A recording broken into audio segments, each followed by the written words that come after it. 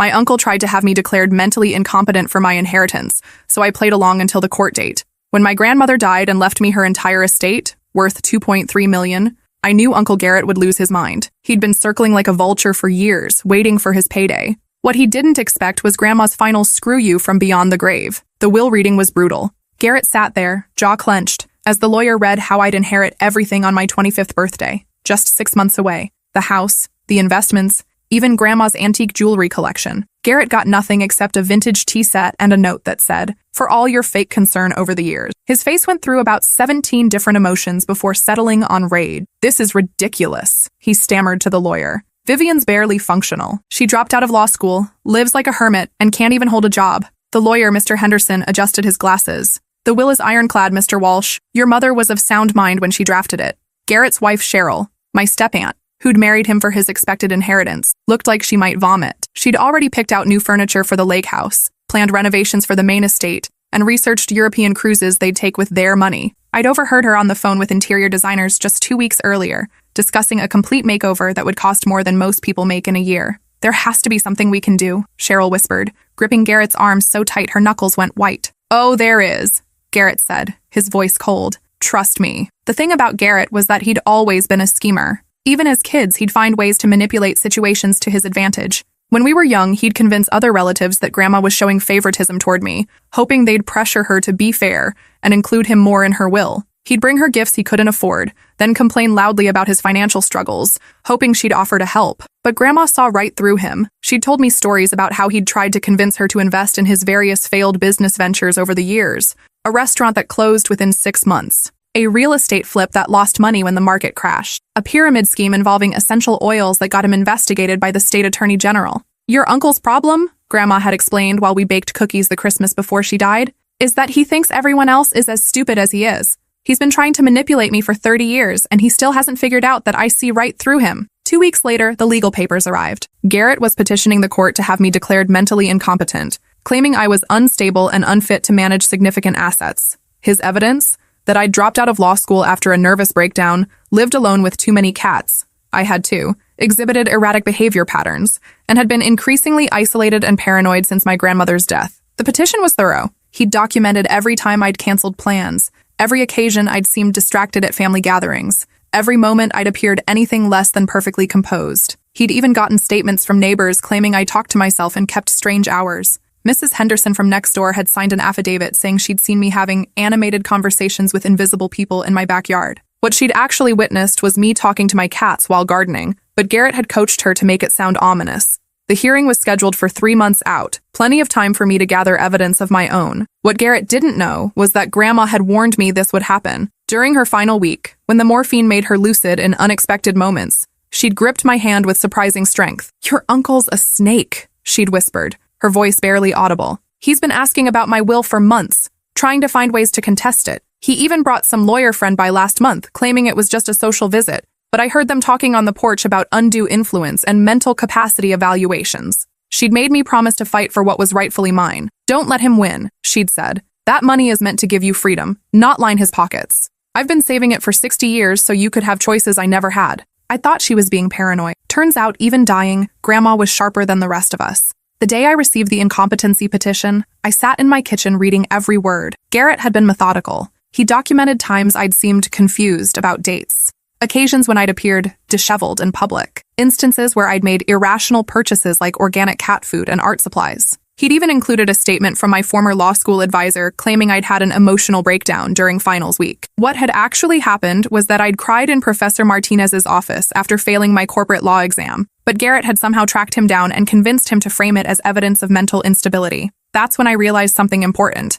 If Garrett wanted to see crazy, I'd give him a performance he'd never forget. But first, I needed to understand exactly what I was up against. I spent 3 days researching competency law, guardianship proceedings, and the specific requirements for having someone declared mentally incompetent. The more I learned, the more I realized how easily the system could be manipulated by someone with the right connections and enough malicious intent. I also started investigating Garrett himself. If he wanted to play dirty, I'd dig up every piece of dirt he'd ever buried. I started small with the performance. At family dinners, I'd stare blankly when spoken to, then suddenly laugh at nothing. I let my hair get greasy and wore the same clothes multiple days in a row. When Garrett visited to check on me, I'd leave dirty dishes everywhere and mutter about hearing voices. The neighbors are watching me, I'd whisper, peeking through curtains with exaggerated paranoia. They know about the money. They know Grandma told me secrets before she died. What secrets, honey? Garrett would ask, leaning forward with fake concern while his eyes gleamed with interest. Can't tell, I'd mutter, shaking my head rapidly. The walls have ears.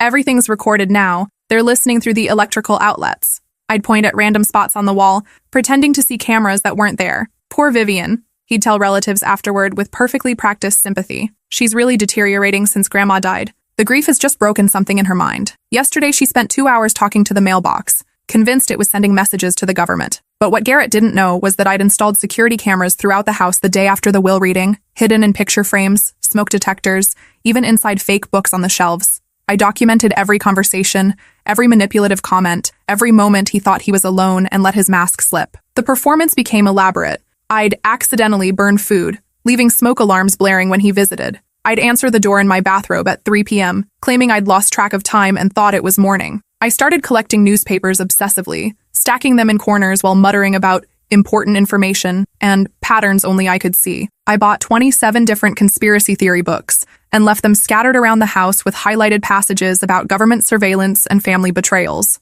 I set up a bulletin board covered in red string, connecting random photos, newspaper clippings, and handwritten notes that seemed delusional, but were actually grocery lists written in code.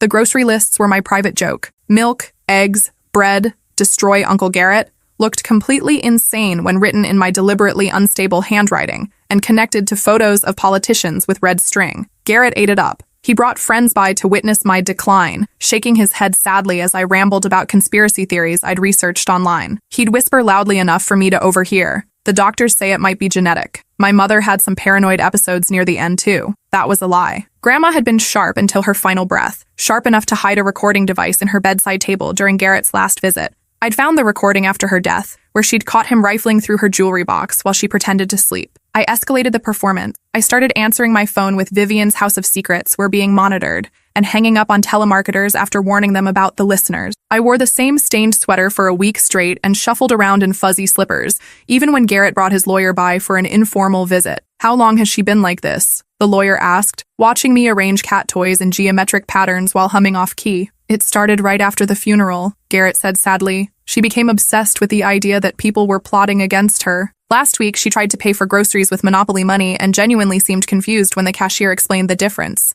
That last part was true. I'd practiced looking genuinely bewildered when confronted with the concept of real currency versus board game money. The acting exercise had been surprisingly therapeutic, and the cashier had been so concerned she'd called the store manager to help the confused young lady. I could see the lawyer mentally calculating how easy this case would be. A clearly delusional young woman with documented erratic behavior up against a concerned family member just trying to protect her? It would be a slam dunk, if only they knew about the cameras capturing every word. During this time, I was also building my real case. I hired a private investigator named Ruby Chen, a former police detective who specialized in family financial disputes. Ruby was recommended by one of my law school professors who'd stayed in touch after I dropped out. Your uncle's got this whole thing planned out, Ruby explained during our first meeting at a coffee shop across town. I've been looking into his finances, and the man's desperate. He owes money to contractors, gambling buddies, even the IRS. Without that inheritance, he's looking at bankruptcy within 6 months. Ruby had already discovered that Garrett had been stealing from Grandma before she died. Small amounts from her checking account,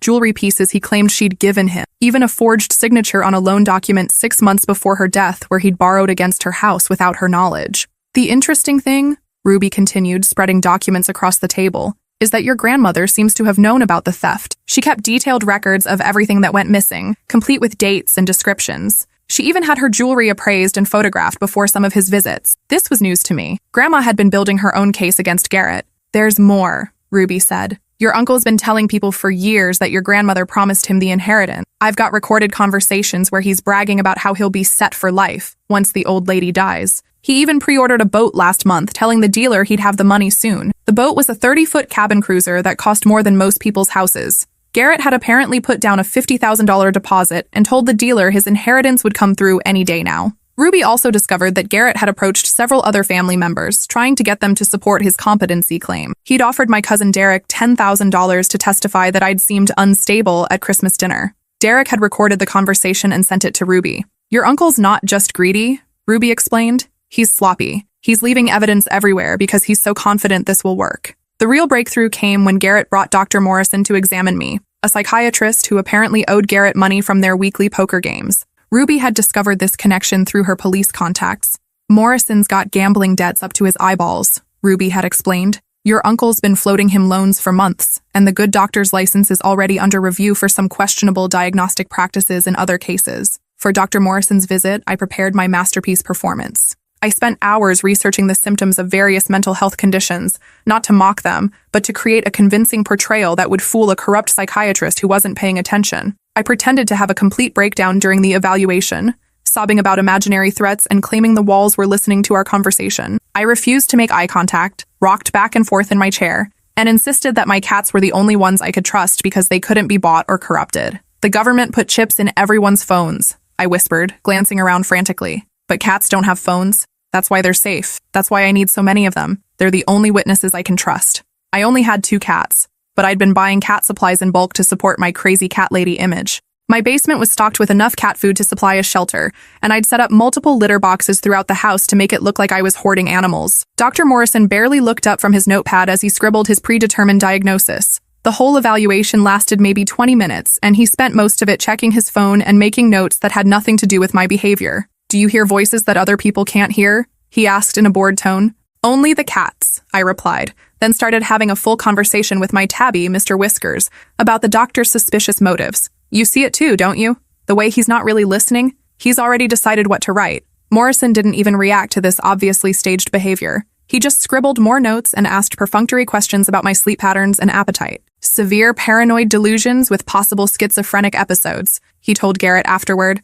thinking I was upstairs napping. She's clearly unable to distinguish reality from fantasy. The cat obsession is particularly concerning, classic sign of isolation-induced psychosis. She'll never be competent to handle that inheritance. I'll make sure the court sees that. How much will your testimony cost? Garrett asked bluntly. Consider my poker debt forgiven, and we're even, Morrison replied. Plus my usual expert witness fee, of course. Gotta make it look legitimate. They laughed like old friends sharing a joke. I recorded everything from the air vent above the kitchen, where I'd installed one of my best cameras. Meanwhile, Ruby was uncovering more evidence of Garrett's desperation and criminal behavior. We discovered he'd been living off credit for the past 5 years, using one credit card to pay another in an endless cycle that was about to collapse. Your uncle's been telling creditors that he's expecting a large inheritance, Ruby explained during one of our weekly updates. He's used that story to get extensions on loans, advance payments from contractors, even convinced his mortgage company to defer payments for 6 months. The web of lies was staggering. Garrett had promised the same inheritance money to a dozen different creditors. When the will reading revealed he wasn't getting anything, his entire financial house of cards would collapse. There's something else, Ruby said, pulling out another folder. I found evidence that your uncle tried the same scam with his grandfather 15 years ago. Different circumstances, but the same basic approach. Claim the heir is mentally incompetent, get yourself appointed guardian, control the money. The grandfather case had failed because other family members had intervened, but it showed that Garrett's current scheme wasn't a desperate last-minute idea. It was a calculated pattern. 3 weeks before the hearing, I made contact with Garrett's ex-wife, Rita. She'd been bitter about their divorce for 15 years, especially since Garrett had hidden assets during the proceedings and left her with almost nothing. He's trying to steal your inheritance? Rita laughed harshly over coffee at a diner downtown. That sounds exactly like him. The man thinks he's entitled to everything that isn't nailed down. During our marriage, he tried to convince my elderly aunt to change her will and leave him her house. When that didn't work, he actually suggested we contest it after she died. I explained my plan. Rita's eyes lit up with vindictive joy that was almost frightening.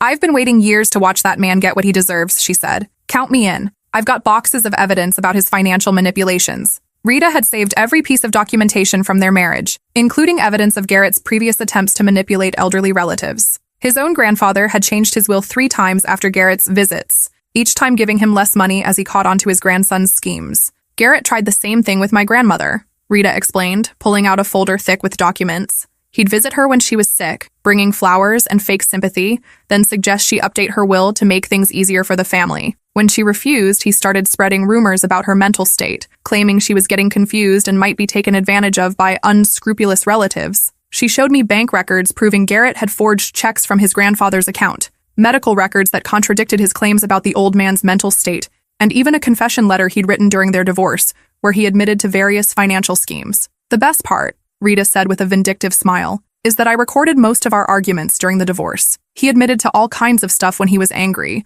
thinking I'd never use it against him. The recordings were devastating. Hours of Garrett admitting to forgery, manipulation, and outright theft from elderly relatives. In one particularly damaging conversation, he bragged about how easy it was to convince doctors to question someone's mental capacity if you presented the right evidence. 3 days before the hearing, I made my final preparation. I cleaned myself up, organized all my evidence into a presentation that would make my law school professors proud, and called the one person Garrett would never suspect, his current wife, Cheryl. "I know you think I'm crazy," I told her over the phone, letting my voice shake convincingly. "But I found something in Grandma's papers about Garrett. I'm scared to tell anyone else, but I think you should know." Cheryl arrived within an hour, looking nervous and suspicious. Over the past months, I'd noticed cracks in their marriage. Garrett's financial stress was showing, and he'd been taking it out on her with increasing frequency. I showed her fabricated documents suggesting Garrett had been planning to leave her once he got the inheritance. Bank statements showing secret accounts, printed emails about new starts and freedom from dead weight, even a fake receipt for a consultation with a divorce attorney. The documents were completely fake,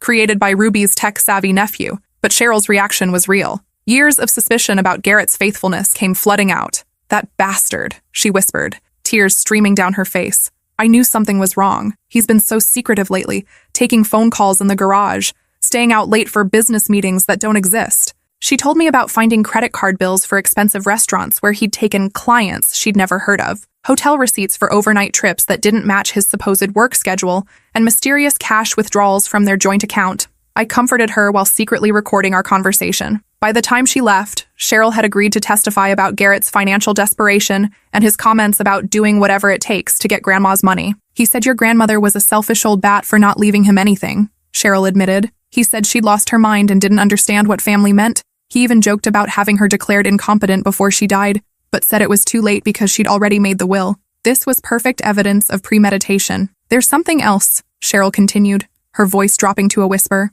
"Last week, he brought home some medical forms and asked me to sign them as a witness. He said they were just routine paperwork, but when I looked closer, they were requests for your medical records from various doctors. He forged your signature on the authorization forms. This was a federal crime. Garrett had committed medical privacy violations to build his case against me. The morning of the court date, I walked into that courtroom looking like a completely different person, clean, composed, wearing a sharp business suit I'd hidden in my closet for months. My hair was professionally styled, my makeup perfect. I looked every inch the competent law school graduate I actually was. Garrett's face went white when he saw me. He leaned over to whisper frantically to his lawyer, who looked equally confused. "What happened to her?" I heard him hiss. "She was completely out of it yesterday." His lawyer, a sleazy-looking man named Patterson who specialized in questionable guardianship cases, tried to recover quickly. "Sometimes people with mental illness can have moments of clarity," he whispered back. "It doesn't change the underlying pathology." But I could see the doubt creeping into his eyes. The hearing began with Patterson presenting Garrett's case. He called several witnesses who testified to my supposed erratic behavior over the past months.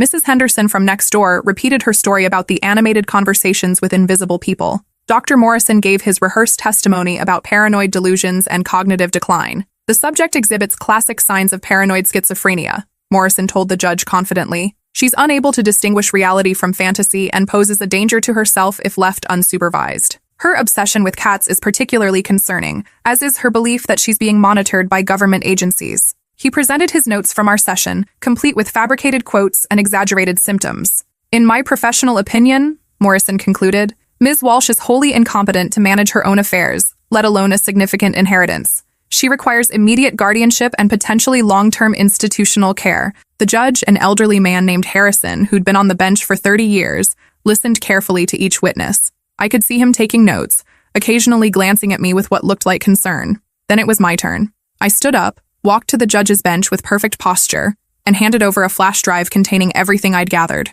"Your Honor, I'd like to present evidence that this entire petition is fraudulent." The courtroom erupted. Garrett jumped to his feet, but his lawyer pulled him back down with a sharp yank. "Objection!" Patterson shouted. "This is highly irregular!" "Overruled," Judge Harrison said calmly. "I'm curious to hear what the respondent has to say. Please proceed, Ms. Walsh." I had prepared a presentation that laid out Garrett's scheme methodically. First, I played the recording of Garrett and Dr. Morrison's deal. The judge's expression darkened as he heard them discussing falsified testimony and debt forgiveness. "This is fabricated," Garrett shouted. "She's making this up." "Mr. Walsh," the judge said coldly, "you'll have your chance to respond. Sit down." Next came the financial records showing Garrett's desperation and theft from Grandma's accounts. Ruby had done beautiful work documenting every fraudulent transaction, every forged signature, every lie he'd told to cover his tracks. I showed evidence of the boat deposit, the promises to creditors, the hidden credit card debt, even his attempts to manipulate other family members into supporting his case. Your Honor, I said, my uncle isn't trying to protect me from financial mismanagement.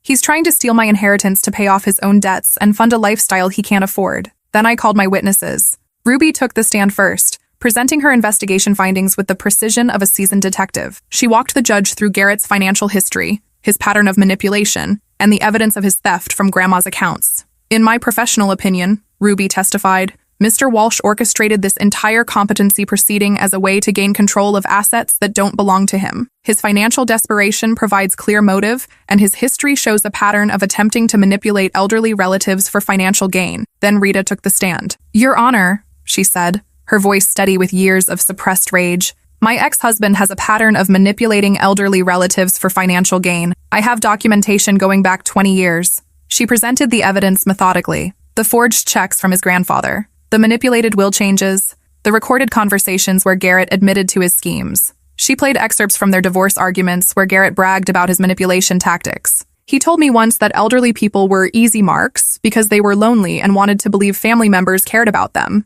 Rita testified. He said all you had to do was visit regularly, bring gifts, and then start suggesting changes to their financial arrangements for their own good. But the final blow was Cheryl. Your Honor, she said, her voice shaking with rage and betrayal. My husband told me exactly what he planned to do. He said, that little bitch doesn't deserve Grandma's money. I'll have her locked up in a mental hospital if I have to. Once she's declared incompetent, I'll be appointed guardian and the money will be as good as mine. She testified about the forged medical record requests, the secret debts, and Garrett's increasingly desperate behavior as his financial situation deteriorated. He's been lying to everyone, Cheryl continued. He told me we were financially secure, but I found out last week that he's been using our joint credit cards to make minimum payments on debts I didn't even know existed. We're facing foreclosure, and he saw Vivian's inheritance as his only way out. Garrett stood up, screaming, she's lying, you're all lying, this is a conspiracy. The judge banged his gavel hard. Mr. Walsh, sit down immediately or I'll hold you in contempt. But Garrett was beyond reason. 20 years of careful planning crumbled in 20 minutes.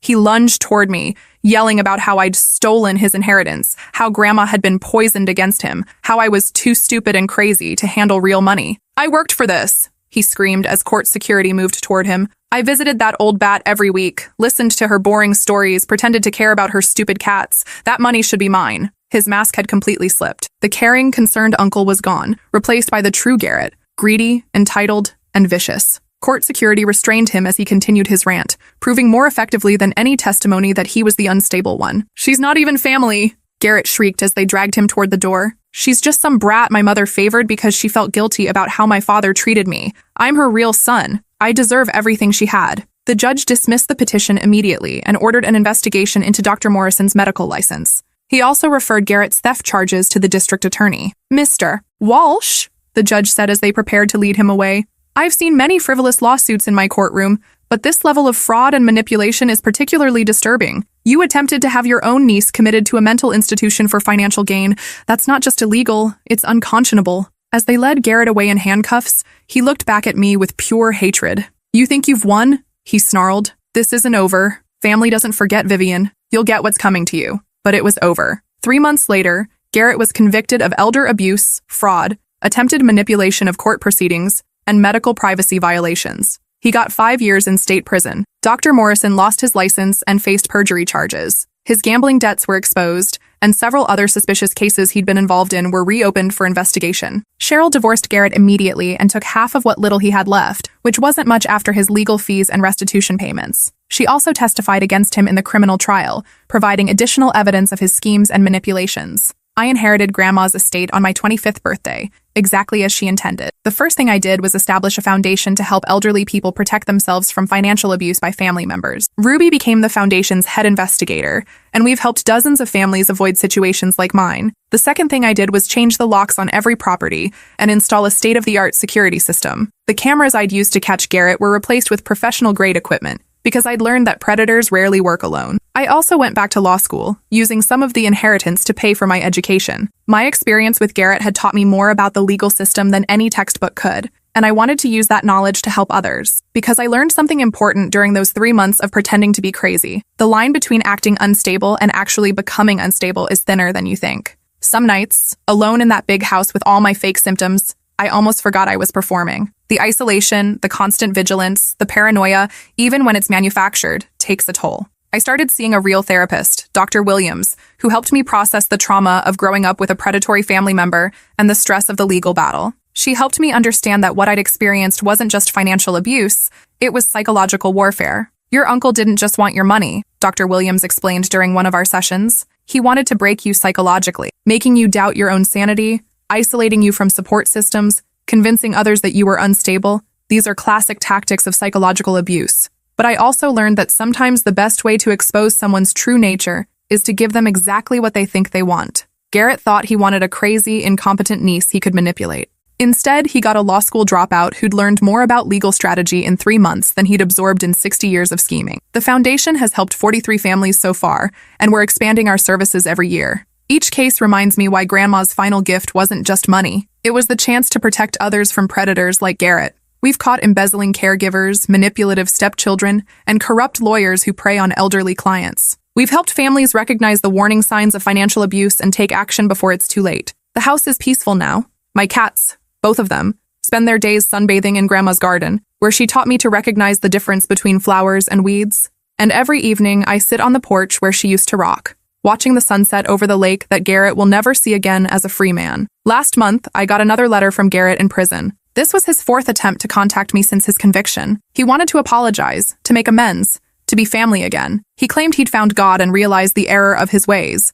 I threw it away without reading past the first line, just like I had with the others. Some people don't deserve second chances, especially when they never deserved the first one. Sometimes the best revenge isn't getting even. It's getting everything they thought they could take from you, then using it to make sure they can never hurt anyone else the same way. The foundation has helped 43 families so far. Each case reminds me why Grandma's final gift wasn't just money. It was the chance to protect others from predators like Garrett. And every time we catch another financial manipulator, every time we save someone's inheritance from a greedy relative, I can almost hear Grandma's voice. That's my girl. Now you're using that brain for something worthwhile. Last week, we had our biggest victory yet.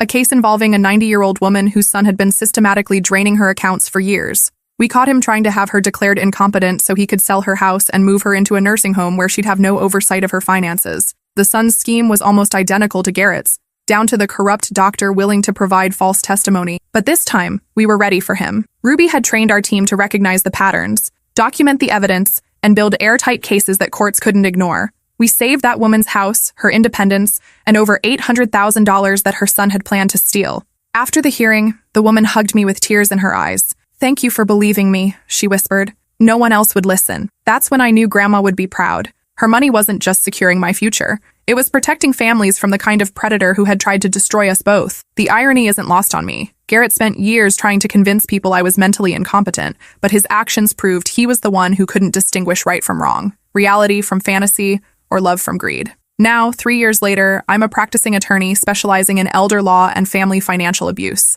I have a successful practice, a beautiful home, and the satisfaction of knowing that Garrett's scheme not only failed, it led to a career that's the exact opposite of everything he represents. Sometimes the best revenge isn't getting even. It's getting everything they thought they could take from you, then using it to make the world a little bit safer from people like them.